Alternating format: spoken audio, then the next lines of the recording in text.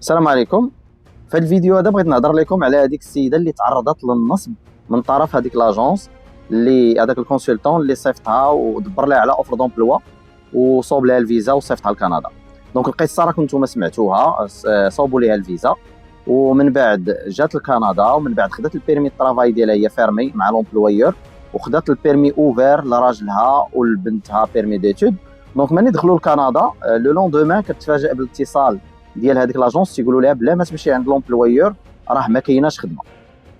تتفاجئ هي بهذه المساله هذه. بطبيعه الحال انا نصحتها قلت لها خاصك تمشي عند لومبلويور باش تشوفي الامور كيفاش دايره وباش تسمي بعدا حيدتي عليك ذاك الباب ديال يقدر اي واحد يقول لك وانت اصلا ما مشيتيش عند لومبلويور. مثلا وزاره الهجره تقول لك انت اصلا ما مشيتيش عند لومبلويور باش تعرفي واش كاينه خدمه ولا ما كايناش. لومبلويور مشات عنده وراتو لي كونطرا، فاذا بلومبلويور تيتفاجئ وتيتصدم وتيقول لها هذوك لي كونطرا فالسيفيي وماشي هو اللي مسينيهم.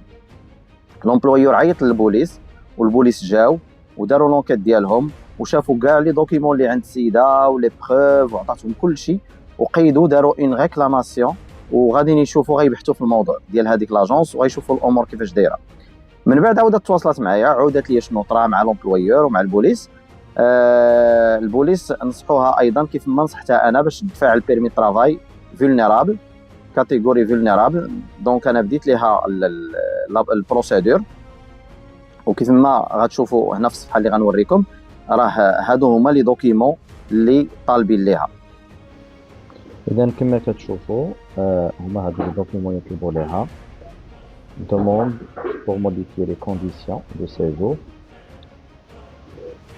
passeport ديالها، preuve d'examen médical préalable, photographie, preuve de statut de nom de famille يعني le permis de travail ديال راجلها و permis d'études ديال بنتها. وهنا دي دوكيمون كومبليمونتير لي رونسينمون كليون غادي نحطو فيهم كاع لي دوكيمون اي لي بروف اللي عندها كوم لو بيرمي طرافاي ديالها هي، و لي بروف باش توقف هذاك لاجونس، لي بروف اللي تعرضت لهم لا فرود وداك الكونطرا اللي عطاوها وكلشي كاع لي بروف ولا ديكلاراسيون اللي دارت مع البوليس كلشي غنحطهم هنايا في لي رونسينمون سوبليمونتير. اي ابخي لا دوموند سي ا $0. دونك IRCC ما تتخلصش في هاد لي دوموند ديال لي بيرمي طرافاي فولنيرابل. دونك ان شاء الله من بعد ما ان شاء الله ندفعوا ليها لا دوموند ونحطوا لي دوكيمون وغادي تجيها لا ريبونس ان شاء الله. راه غنوريكم لا ريبونس ان شاء الله، وغنعتقوا هاد السيده هادي لانه ضحكوا عليها وصيفطوها هنا لكندا وهي ما عندهاش خدمه. نتمنوا ان شاء الله تاخذ الفولنيرابل وتقلب به على اوفر دومبلوا ان شاء الله جديد وتبدا خدامه ان شاء الله عادي في كندا وتكون القصه ديالها انتهت بسلام وتبارك الله عليكم.